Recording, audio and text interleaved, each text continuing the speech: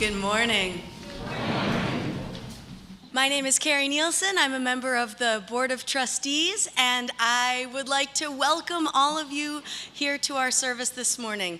Those of you who are joining us online, and those of you who are here in the room, your presence makes our community stronger. And an especially warm welcome to any visitors who might be joining us this morning. If you're here with us in the room, I want to encourage you after the service to just scoot right across the hall and join us for hot coffee and warm conversation. Our worship service this morning will be led by our senior minister, Reverend John Morehouse, along with our Director of Learning and Family Ministry, Dawn Star Sarahs Porchelt, our worship associate, Deborah McKnight, and music from the fantastic MLUC choir, along with our music director, David Brown, and pianist, Jody Brown. We are a welcoming and inclusive congregation that strives to put our values into action and strives to put love at the center of everything we do. I'd like to ask you now to please double check that any devices you brought along with you are in worship mode, and then join me in together reciting our congregation's mission statement. Together, we transform lives through love, service, and our welcoming faith.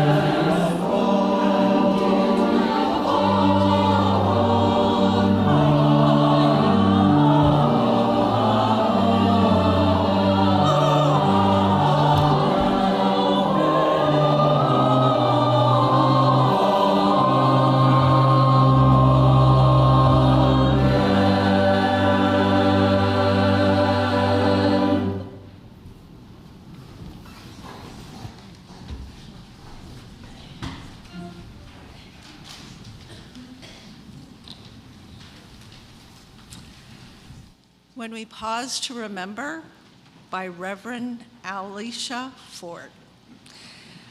When we take a moment to shed all of that and hear our stories, hear and see each other into existence, into community, then we are living into the promise of building the world we dream about. In this spirit, we commit In this spirit, we pray. In this spirit, we light our chalice. Would you now please rise in body or spirit and join in singing hymn number 123, Spirit of Life.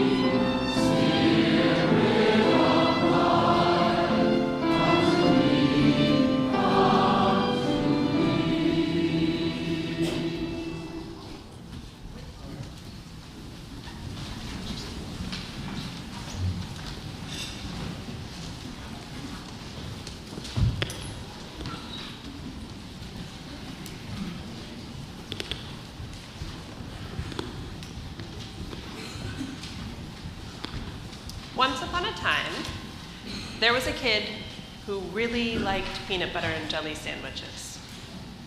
Do you like peanut butter and jelly sandwiches? Personally, I really prefer peanut butter and pickle, but that's just me. However, this kid really liked peanut butter and jelly. And the other thing to know about this kid is that they really, really, really wanted to be a good friend. And so one day, this kid went to church and she learned about the golden rule. Does anybody know what the golden rule is? Do unto others as you would have them do unto you. So, yes, the golden rule is basically do to other people what you would like them to do to you. And at church, they said the golden rule is a really good way to be a really good friend. That's a good way to be a good friend. And so this kid was getting ready for school the next morning, and she thought, I'm going to use the golden rule and be a really good friend. What could I do for my friends that I wish they would do for me? And she thought, I really love peanut butter and jelly sandwiches. So I'm going to make a peanut butter and jelly sandwich for every friend, all my 10 friends at school, just like I wish they would do for me. So she got out some bread. There's not enough room here. All right, she got out some bread. She got her peanut butter open. She got a nice knife.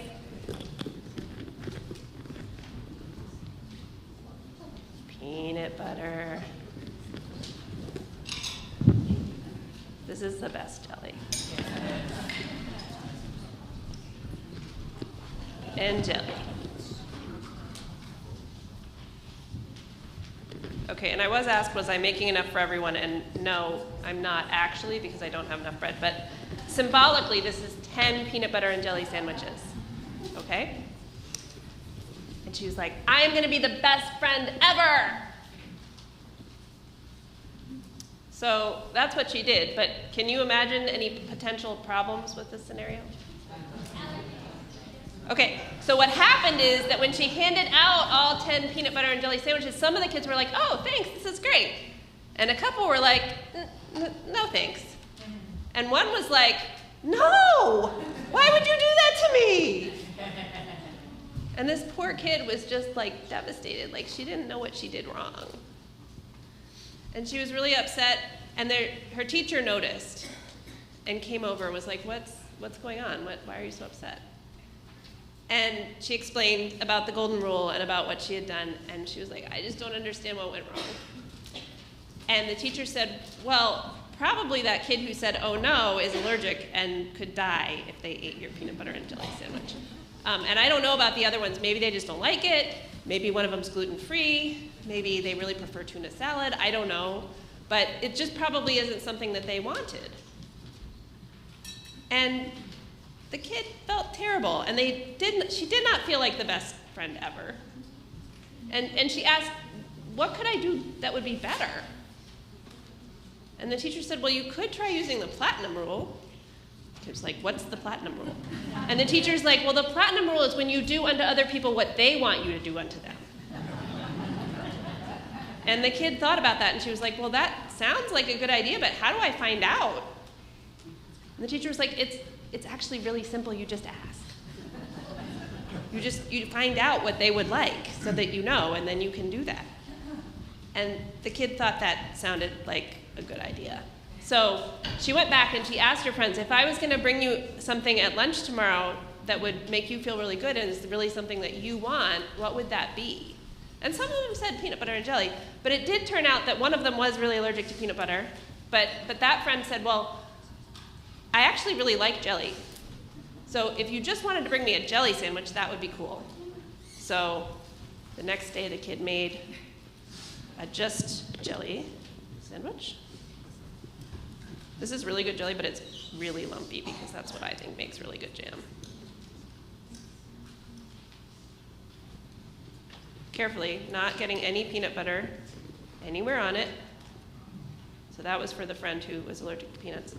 And one of the other friends said, yeah, I can't eat gluten. So they got some rice cakes. I heard an ooh behind me, but I really like peanut butter on rice cakes. It's a good little snack. And they made them a peanut butter rice cake. Hopefully they're in the classroom because this is not easy transportation. Like, you cannot put this in a little lunch baggie. And then one of their friends said, I just really don't like sandwiches, but I love yogurt. Do you have any yogurt? And so she brought a yogurt and a spoon for full service. And they had a great time, and the kid got to feel like a really good friend. Now, I do want to say, sometimes it is okay to give somebody a gift that isn't something they specifically asked for. And one of those times is Valentine's Day. It is always acceptable to send somebody a pleasant Valentine's card. And so we have a tradition that this Sunday, where we give the office plenty of time to deal with it, all the kids make Valentines, and they get sent out to those of you who are adults in the congregation. And if you are a kid and you are going to a class today, you might have other things that you're doing in your class too, but you will be making Valentines. And if you are an adult, we also like to send Valentines to the kids. And there will be a basket of materials out in the atrium that you can make Valentines with that will then go to the kids in the congregation. You can do it at coffee hour. There is a meeting right after the service that I hope most of you are coming to. And you can actually, I'll put out clipboards and you can grab some materials and you can craft it on up while you are listening in the meeting. So, I am going to put my lids on my ingredients.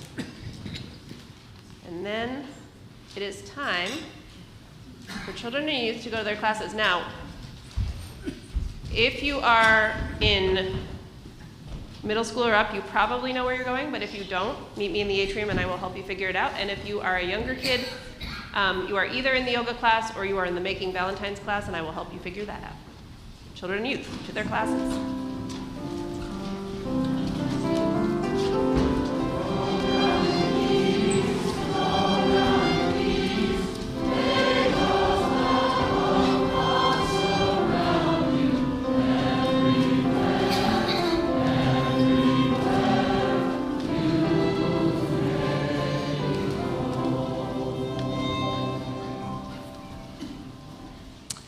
Each month, we donate half of our collection to a worthy organization in need. The recipient of MLUC's January offering outreach is the Volunteer English Program, serving Chester County for over 38 years. The Volunteer English Program fulfills an unspoken mandate in the community to welcome any and all immigrants and refugees who seek to empower themselves through English language skills and American cultural understanding. The program connects volunteers with adult language learners to provide one-on-one tutoring. Currently, there is a large waiting list of students who need tutors, so please consider volunteering. The program provides ongoing training and support for the tutors who do not have to speak another language. The volunteer English language program aligns with UU Principle Number 1, recognizing the inherent worth and dignity of every person, and Number 2, supporting justice, equity, and compassion in human relations and furthering the world community. To make a cashless donation, whether watching remotely or from here in the sanctuary, please follow the instructions on the screen or on the back of the order of service. The offering will now be gratefully received. Will the ushers please come forward?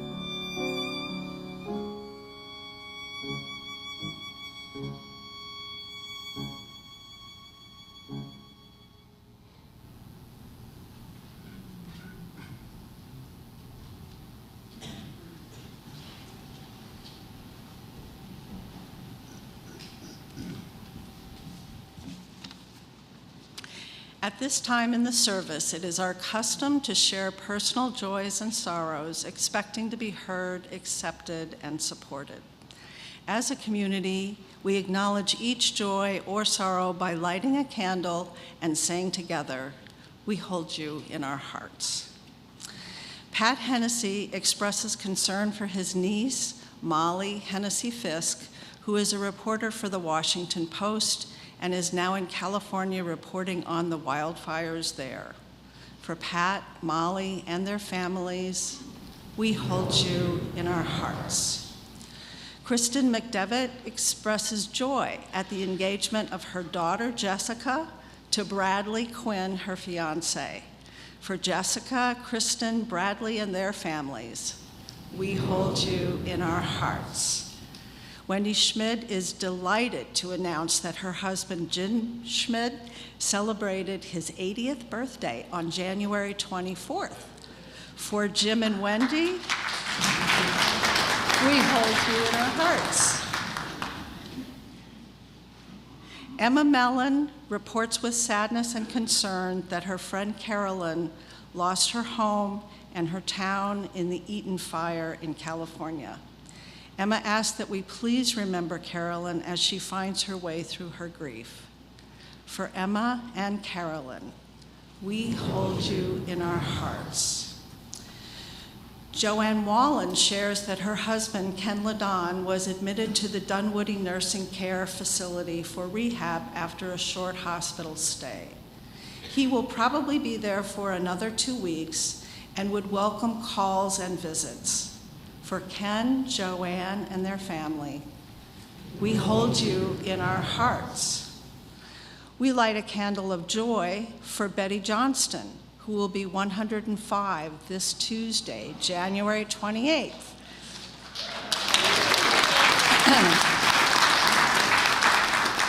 For Betty, we hold you in our hearts.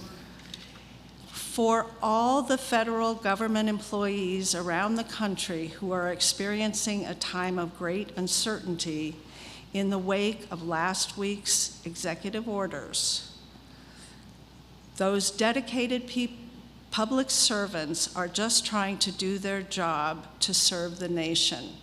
For all the federal employees so impacted, we hold you in our hearts. And let us light one more candle for those of us with joys or sorrows too deep to say out loud at this time. We hold you in our hearts.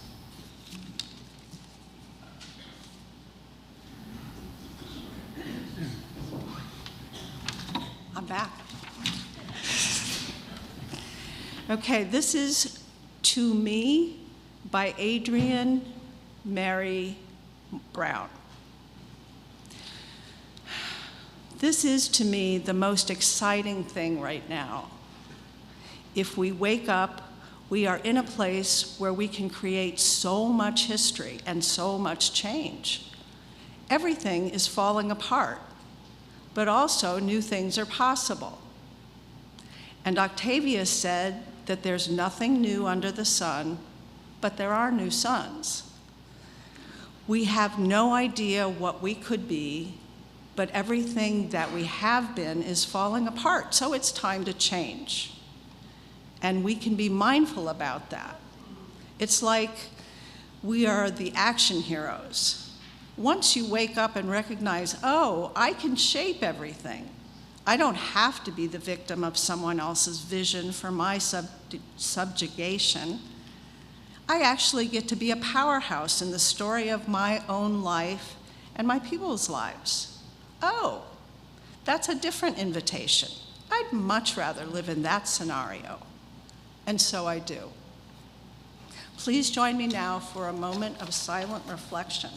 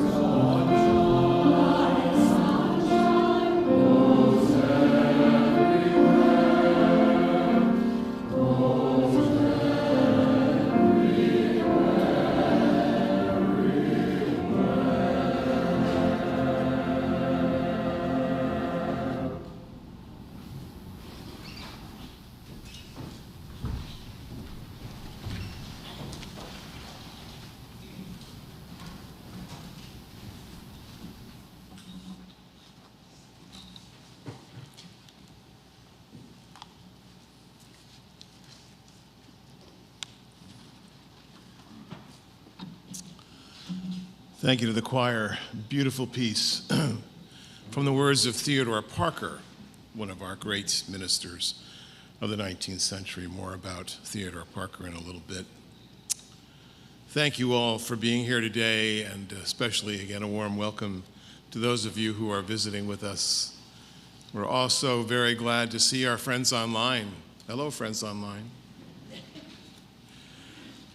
Today I want to talk a little bit about the history of this congregation and a little bit about where we might go. And like all of these history sermons through the years I've given about different congregations, I am certain to be corrected. And that's fine, because I don't pretend to have all the knowledge that you all who have been here for decades upon decades have. This congregation, Mainline Unitarian Church, was actually an extension. It was known as a daughter church of the mother church, which was the Unitarian Church of Delaware County, which is now in Media, but at that time was in Springfield. It was founded in 1958 as what is known as a fellowship. And a fellowship was a part of a movement in the late 50s and the 60s to plant little congregations wherever we could, where 10 or more were gathered, sort of the minyan idea from Judaism, where 10 or more are gathered together, and they would come and they would form a group of lay people who would lead themselves in the formation of a new congregation. It largely means, a fellowship largely means that it is a lay-led congregation, primarily. They don't have a called minister. They don't have someone who's serving them full time. I grew up in one of these and know all about them. Our first church after South Bend, Indiana was in Maryland, where Francis and I were called to take a fellowship of 74 people and 2 kids who have been meeting in the basement of the YMCA for 40 years, and they are ready to become a big church. That was not an easy job.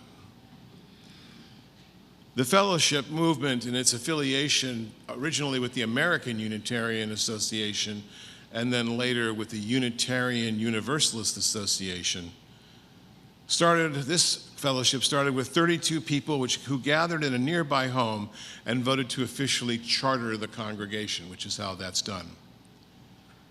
Then, that chartering, which was signed on May 25th, would be the groundwork for their first official worship service, which was held at the United Methodist Church in Berwyn, where they met for quite a few years before they bought this property.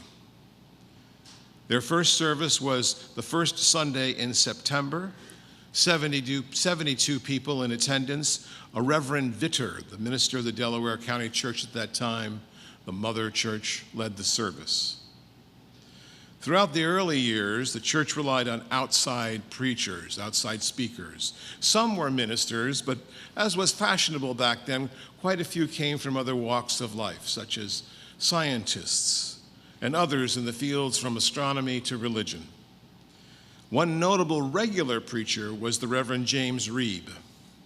He was then the assistant minister of the First Unitarian Church in Boston. He was a young and energetic preacher, and the young and energetic foundational crowd of the church here really wanted to call him to the pulpit. But Reverend Reeb was not inclined to congregational ministry and turned his sights to civil rights activism. He was in fact killed by a white mob in Selma in 1965, one of our martyrs for the cause of equal rights. The church school here was established in 1959 and grew from 60 kids that October to over 110 by that January. This was the baby boomer generation. You all know about that. And it was clear the church needed its own space, and they really needed their own minister. It would be in 1960 that the McMichael Mansion, which was this spot, purchased on 4 acres for less than $40,000, although I have heard the story that they originally asked for $250,000. So someone was a very sharp negotiator. The original building had a ballroom in it, and that's where the worship services were held, and it could seat 160 people, which, folks, that's pretty big. Now, right out here, we have about 200 seats and 30 or more of our choir up here. Sometimes I think it's half the congregation up on the chancel here. And I love that, by the way. Love it. But you can imagine how big that ballroom had to be to seat 160 people, even if they were smaller people back then. And there were smaller people back then. There were 2 floors in the mansion. Actually, there were 3, but they couldn't use the 3rd floor. There were 2 floors in the mansion that were used for classrooms. In 1963, the church called its first minister, the Reverend Mason McGinnis, who came with his wife and 2 small daughters. The Reverend Dana Greeley, who was then the president of the newly formed Unitarian Universalist Association and a relation to Brad Greeley, was one came down to preach the installation service or the dedication service. It was a pretty big deal.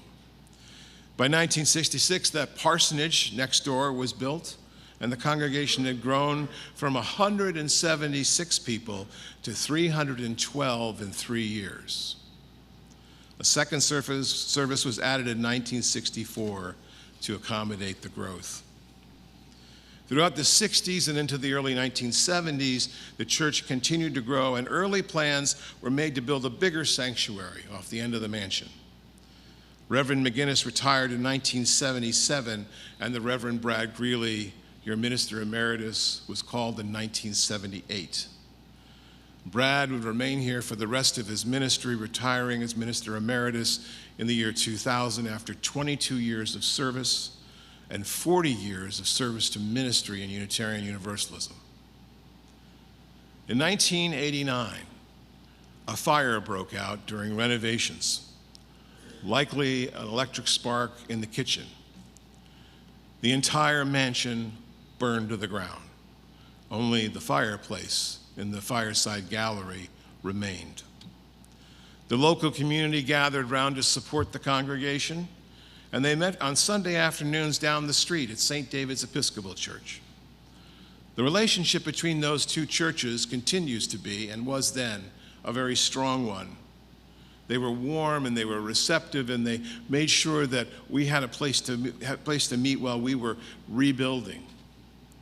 The ministers of MLUC and St. David's, the rectors and the associate rectors, would come together, and they would trade stories, and they would learn more about each other. And out of that came a series of lectures that were originally done by the ministers, and later other notaries were invited in and asked to speak. And these lectures were known as the Phoenix Lectures. Some of you remember that, right? Yeah. The Phoenix Lectures were very popular. They held on for many years while the church was being rebuilt, and then beyond that. The relationship between St. David's and us is still a very strong one, and I have now made it my point to get to know the rector and the associate rectors. They have 5 different people on their clergy staff, 32 members of staff in all, so if we think we're big, nothing there. St. David's, bigger church than ours, by the way, is a very important place for me to pay attention to what's happening. Last Sunday, when we were trying to decide what we were going to do about the snowstorm, and that was a mess. And I remember looking to the staff and going, okay, everybody vote. And it was like all over the map. So what I did was I looked at the website for St. David's. I said, okay, they're a big church. They've got this figured out. They've got 3 Sunday morning services and an evening service. They must have figured this out. And they've said, morning services as scheduled, no 5 p.m. service. I decided to go with them. There you go. That's how the decision was made. The new building here was dedicated in 1990, and if you go out the front door, you'll see the cornerstone there. The building would go through 2 more renovations, the most recent in 2015. I remember that renovation because that was when you were looking for another settled minister, and I was one of the pre-candidates. And I remember walking through the building and looking at the capital campaign and saying, wow, you made delayed maintenance improvements look really sexy. You guys really did that. Like, you raised an amazing amount of money. We now have a building that is used by the larger community. We may think we're hidden back here in the woods, but in fact, there's an awful lot of people that know who we are and where we are. Not only do we rent out the building for the most part, not all floors, but most of it, during weekdays for the St. David's Nursery School, we also have meetings here all times, all nights. Francis will say, "Who are they?" I'll say, "I don't know, darling. I got to look it up on my phone. I have no idea who these people are." And it's amazing how often this building is used. Its vibrancy is really something to be admired. The congregation has been served by many ministers, senior ministers, associate ministers, interim ministers. Some of the notaries, some of those I want to note are Stephen Pappas, Carol Taylor, Morgan McLean, Justin Osterman, and Neil Jones, David Messner before I came. But it's also true that you had a lot of turnover with these senior ministers.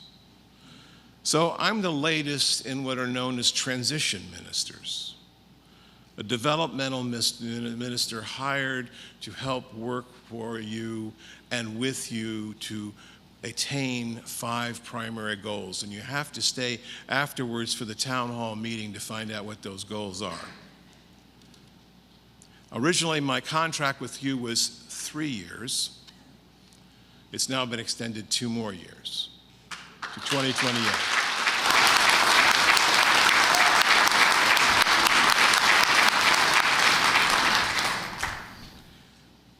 It's a reality that some of these ministries were contentious and ended in the difficult negotiated resignation. I've preached before about what I had called the command and control style of some of your previous senior ministers. Not necessarily their fault, by the way.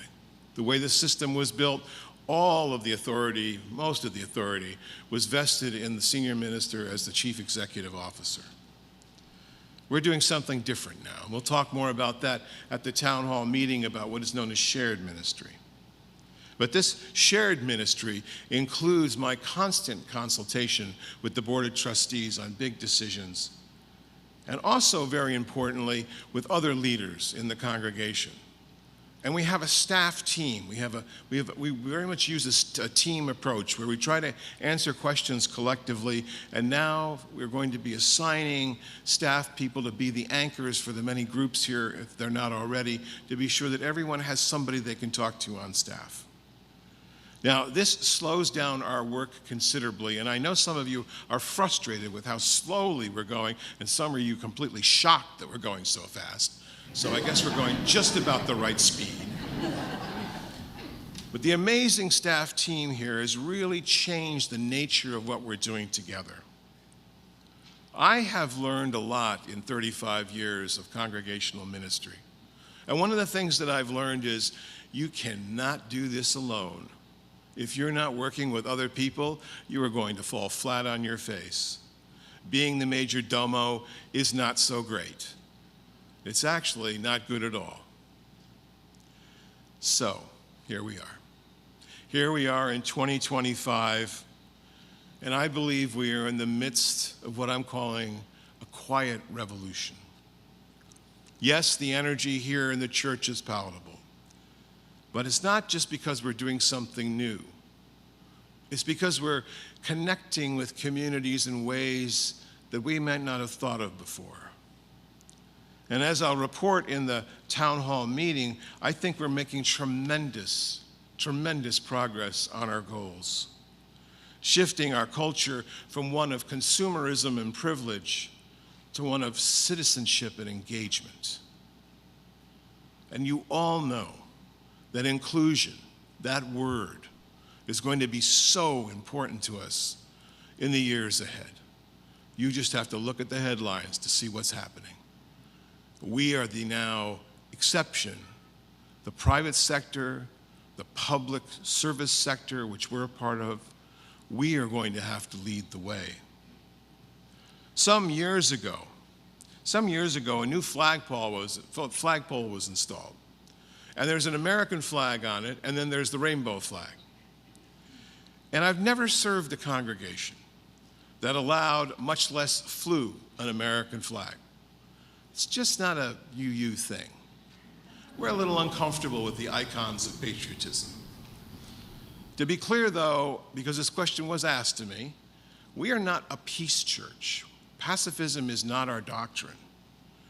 We hope for pacifism, we hope for peace in the world, but it is not something that you can negotiate with the draft board with. Many of our ancestors have fought in the Civil War, the two world wars, Korea, Vietnam. We have several UU military chaplains who are serving in our military with distinction. So on the face of it, flying an American flag says to the world, we're Americans, and we're proud of that. We're proud of the values that our nation professes, although rarely fully achieves. And now, while those values are under direct assault, it is more important than ever to be patriotic. Patriotic in the way that says we stand by the values by which we are called, the values of inclusion, the values of equal rights, the values that make this country possible for so many immigrants and refugees. We stand for inclusion for those communities who are now at risk, the transgender communities, the undocumented, and anyone whose very identity now is being challenged. We fly that American flag, which I think is appropriately tattered and caught on the flagpole, to say that non-gendered pronouns are not political correctness, but the expression of personhood, that no person is illegal, that science matters, that truth matters, and that we in this congregation of 500 erstwhile souls will stand proudly by our shared covenant of love and inclusion. Can you hear me on that?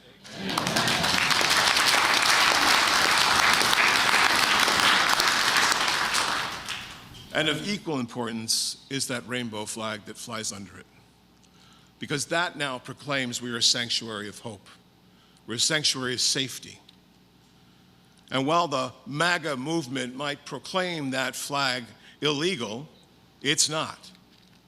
That flag is something that we proudly proclaim, flying those rainbow colors to attest to our welcoming faith, to the words that we say in our mission statement that we transform lives through love, service, and our welcoming faith. And just to be clear, while other congregations may not be flying the rainbow flag, there are far more welcoming congregations in the communities that surround us than not, and you can mark my words on that. Recently, I have been part of a large task force of religious leaders, Christians, Jews, Muslims even, to some extent, although not wholeheartedly, and UUs, who see that there is a need to gather assets and resources to protect the queer population. And I'm so happy to hear that we've restored our welcoming congregation committee, and we're going to be working closely with our partners to make sure that folks who need to have a place to come safely is here and other congregations that welcome them.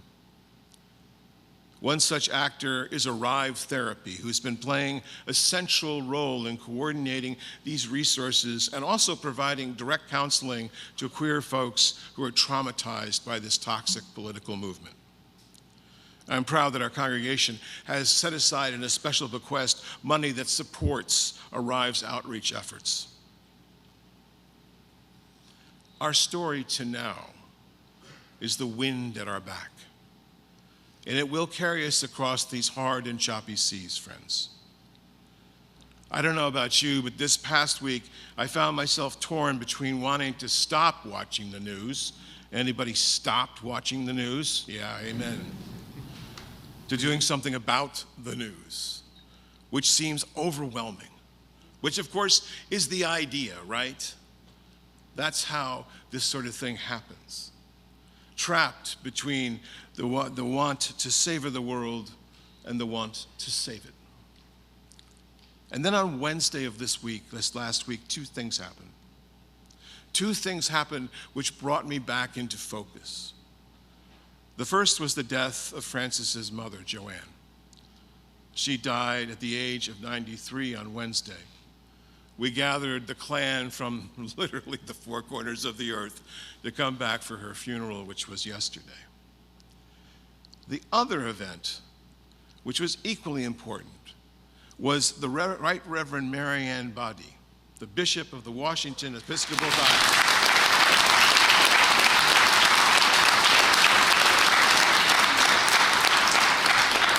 And the rector of the National Cathedral, who at the National Prayer Service the day after the inauguration stood in a pulpit 20 feet from the most powerful and dangerous man in the world and made a plea.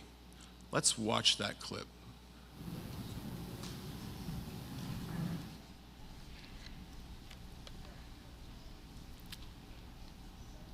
Let me make one final plea, Mr. President. Millions have put their trust in you. And as you told the nation yesterday, you have felt the providential hand of a loving God. In the name of our God, I ask you to have mercy upon the people in our country who are scared now. There are gay, lesbian, and transgender children in Democratic, Republican, and independent families, some who fear for their lives.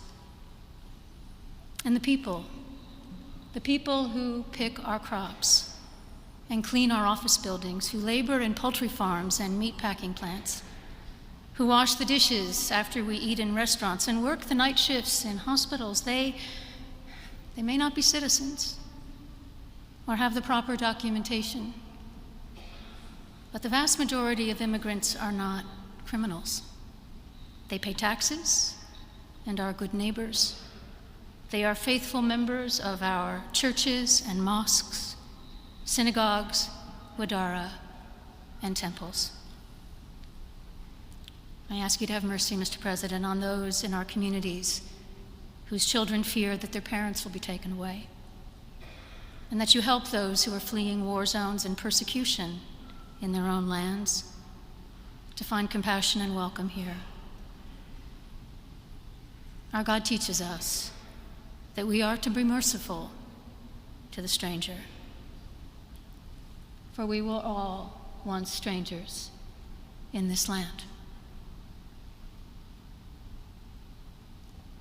May God grant us the strength and courage to honor the dignity of every human being, to speak the truth to one another in love, and walk humbly with each other and our God for the good of all people in this nation and the world. Amen.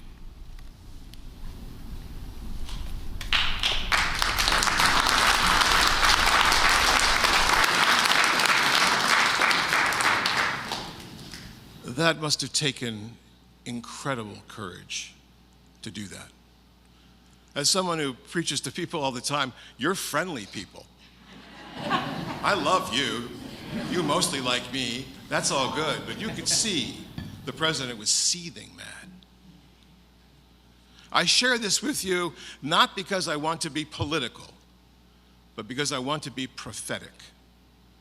And in the tradition of all those religious leaders who stood up to power in the name of compassion until our story came now, from the Hebrew prophets to our own Anne Hutchinson, who protested the burning of women as witches, to Dietrich Bonhoeffer, who stood up to Hitler and died for his truth, and the civil rights leaders from Fannie Lou Hamer to Martin Luther King Jr., on to our own prophets such as Reverend James Reeb, and the many countless other leaders who have preached to the powerful and the power that compassion is necessary, and power without compassion is tyranny. We here, this church, stands in that tradition.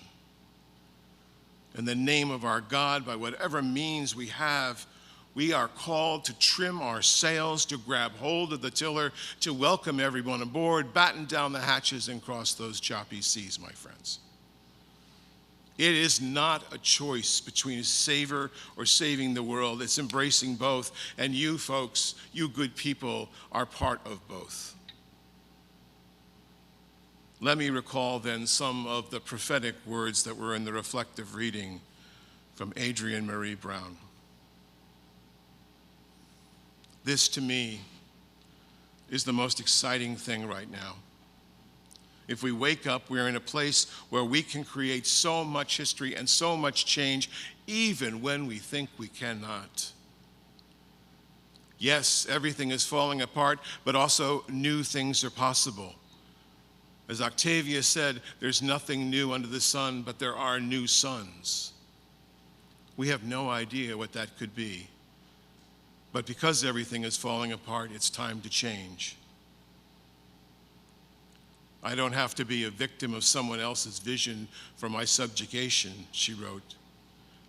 I actually have to be the powerhouse in the story of my own life and the lives of others. That's a different invitation. And that's the invitation that we have in the years before us. Amen.